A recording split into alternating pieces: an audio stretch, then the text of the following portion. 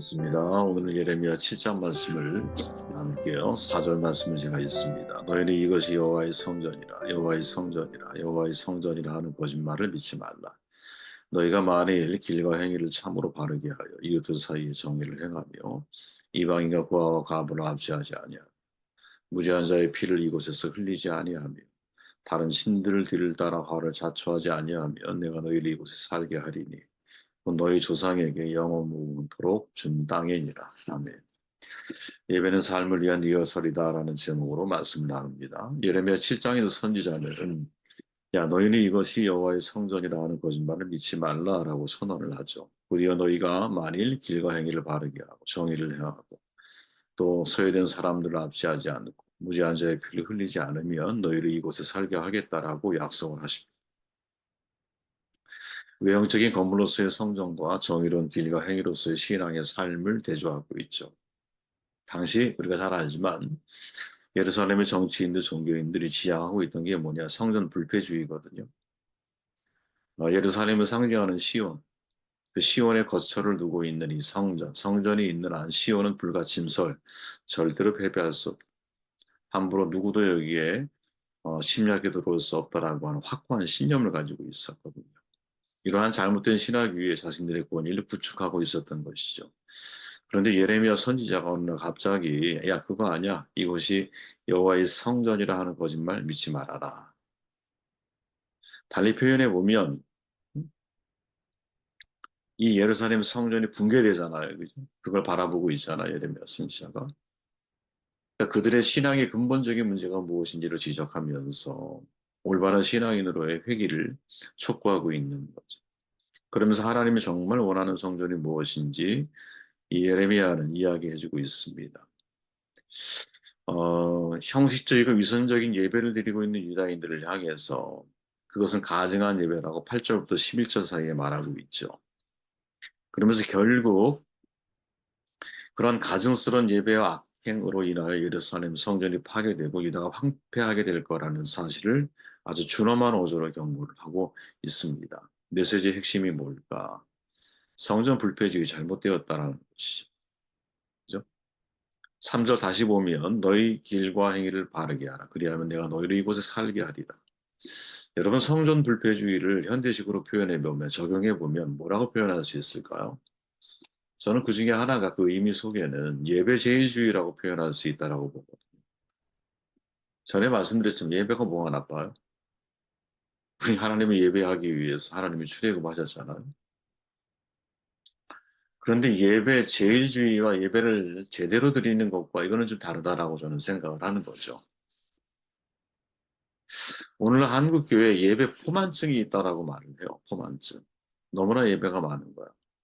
신앙생활의 많은 부분을 차지하고 있는 거죠. 뭐 저도 목회를 어느덧 25부터 했으니까 꽤 많이 됐죠. 그죠? 한 30년 이상 넘어간 것 같아요. 얼마나 많은 예배 드렸겠습니까? 새벽부터 수요일, 예전에 우리가 이제 코로나 이전의 상황으로 돌아가 보면 지금처럼 저희가 특수하게 주일날 모이는 이음과 같은 공동체가 되기 전 일반 교회를 생각해 보면 새벽, 그죠? 그리고 신방, 음, 거의 뭐 일주일에 설교를 10번에서 15번 이상을 하는 것 같아요. 제가 돌아보면. 그만큼 많은 예배가 있었다는 거죠. 근데 가만히 생각해 보면 이것이 지나치다 보니까 예배 제일주의 사고에 우리도 모르게 빠질 수 있다라는 거죠. 예배에 목숨 걸자, 예배에 미치자. 저도 예전에 이런 말 했었어요. 예배에 목숨 걸어야 됩니다. 근데 이게 선동구호가 되면 안 되는 거거든요, 사실은. 예배에 목숨 거는 일이 뭐가 잘못된 것이겠어요. 근데 문제는 뭐냐면 그렇게 예배가 너무 많아지다 보니까 그 예배가 점점 희석되어지는 경향성이 너무 많다라는 거죠. 그래서 묽어지는 거야, 자. 예배가 풍성하지만 정작 예배 이후의 삶의 문제에 대해서 우리가 실패하고 있다는 과연 그 진정한 예배라고 우리가 말할 수 있을까? 물론 웨스트민스터 소요리 문답 첫 문항처럼 사람의 제일된 목적이 뭐야? 하나님을 영화롭게 하는 거야. 그치? 하나님을 영화롭게 하는 거야. 이거 모르는 사람이 어디 있습니까? 이게 우리의 최고의 목적 가운데 하나야. 그래서 항상 하나님 앞에 예배자의 삶을 살아야 돼. 그런데 그런 예배자의 삶이 너무 자주 반복되는 예배로 인하여 묽어지면 안 된다라는 것 지적하고 넘어가야 될 것이고, 또 그렇게 자주 예배를 드리다 보니까 포만증에 걸려서 예배에 정말로 있어야 할 것, 무엇, 삶의 요소가 빠질 수 있다라는 거죠. 이게 바로 되게 무서운 이혼론이거든요. 예배와 삶이 분리되어져 있는 것. 이게 바리새인들의 문제였잖아요. 독사의 자식들아, 이렇게 표현받았던, 이렇게 말을 들었던 바리새인들의 문제가 예배와 삶이 이제 간격이 너무 벌어져 있는 거지. 사실 예배와 삶의 간격을 좁혀가는 것이 신앙의 경영이라고 저는 생각을 해요. 전에도 말했지만 아는 것과 행하는 것 사이의 간격을 좁혀가는 것. 이게 신앙 경영에 성공하는 비결이다. 그죠? 아는 것과 행하는 것 사이의 갭. 이 갭 간격을 얼마나 우리가 좁혀 나아갈 수 있느냐, 끊임없이. 내가 말씀을 많이 알아.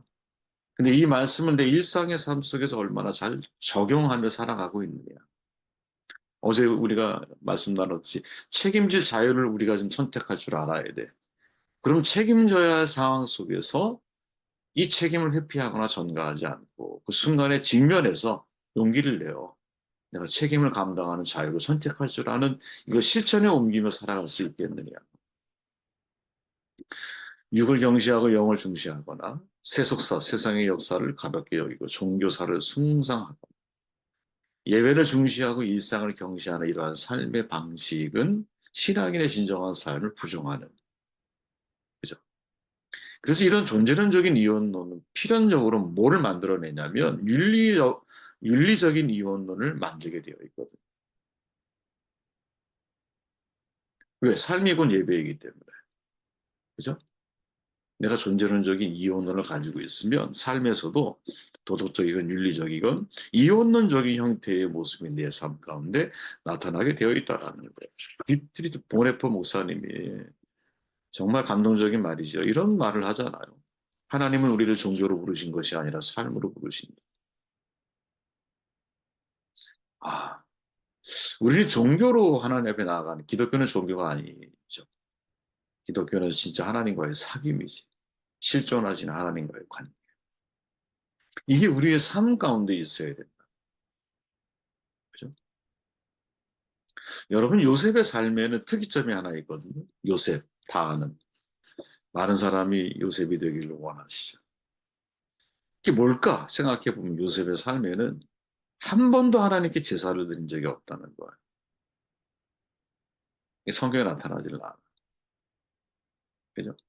더더군다나 청소년 시기에 이제 팔린 인생이 되잖아요. 그 이후에 어떻게 본인이 하나님 앞에 제사를 드릴 수 있었겠어? 예배를 드릴 수 있었겠어? 그죠? 하나님을 예배하는 그런 일들이, 제사하는 일들이 등장하지 않아. 요셉의 삶 속에는.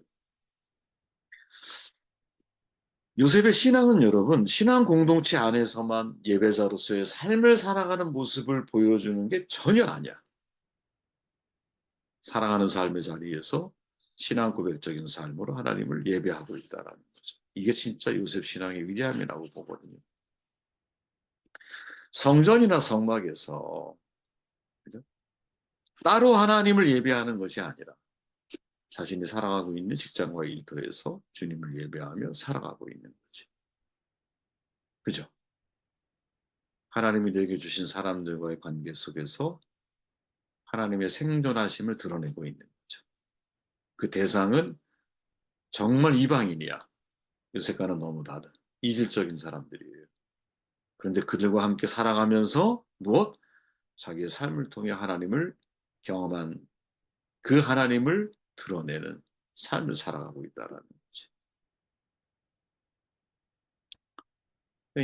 정말 우리가 진지하게 생각해 봐야 돼요. 제가 룻기에 은혜를 받는다 그러잖아요. 그 에스더, 모르드게 그 상황들을, 룻기가 아니죠. 뭐죠? 에스더. 거기 은혜를 제가 이렇게 받는다 그러잖아요. 왜? 진짜 성경에는 하나님이라는 이름이 한 번도 등장하지 않는데 그 서신을 읽다 보면 야 이건 하나님이 뒤에서 다 이루고 계시는구나. 아주 기가 막힌 우연처럼 보이는 필연적인 어떤 상황들을 통해서 하나님이 인도해 가고 계시는구나. 이걸 느끼잖아요. 일상 속에, 평범한 삶 속에 하나님이 함께 하신다라는 것을 우리로 하여금 보게 만들어 주잖아요. 요셉이 그렇다. 요셉의 삶을 가만히 놓고 보면 그의 삶에는 하나님 앞에 제단을 쌓은 이런 삶이 구체적으로 드러나지 않아. 하지만 그의 일상 가운데 만나는, 거기 참 쉽지 않은 삶이잖아요. 하나는 말 그대로 노예의 삶이고 하나는 죄수의 삶이잖아요. 쉽지 않은 삶 아니겠습니까? 우리보다 훨씬 더 어렵지 않았을까요? 그런데 그렇게 살더라는 거지. 이게 얼마나 중요한 문제예요. 저는 여러분 이 표현을 되게 좋아하는데, 교회 음악가, 작곡가죠. 도널드 휴스테드라고 하는 분이 찬양에 대해서 이야기를, 예배에 대해서 이야기를 하면서 이렇게 말해요. 예배, 찬양은 삶을 위한 리허설이다. 참으로 멋진 표현이라고 저는 생각하거든요. 이게 어떻게 우리가 이해할 수 있을까? 우리가 하나님을 예배하는 그 자리, 그 순간은 내가 삶을 어떻게 살아갈 것인가에 대한 리허설의 시간으로 만들어야 돼. 그런 점에서 예배가 삶이 되어야 되고 삶이 예배가 되는 거야. 자, 예레미야 증언 다시 한번 가볼게요. 너희가 만일 길과 행위를 참으로 바르게 하여 이웃들 사이에 정의를 행하며 이방인과 고아와 가부를 압시하지 아니하며 무죄한 자의 피를 이곳에 흘리지 아니하며 다른 신들들 따라 화를 자초하지 아니하며 내가 너희를 이곳에 살게 하리니. 자, 올바른 길과 행동을 결정하는 것. 이익과의 관계를 내가 정의롭게 갖고 가겠다라고 정하는 것. 이방인과 고아와 가부를 압시하지 않기로 결단하는 것. 무죄한 자의 피를 내가 흘리지 않게 하겠다라고 다짐하는 것. 이 모든 일들이 실은 성전 예배를 통해서 일어나야 한다. 이루어져야 한다. 예루살렘 성전에서 예배 드릴 때 유다인들은 짐승의 제물을 드릴 것이 아니라 삶의 결단을 드려야 돼요. 바울의 표현을 좀 빌리자면 내가 거룩한 산제물, 살아있는 제물로서 살아가는 삶을 훈련하는 시간이 예배여야 한다.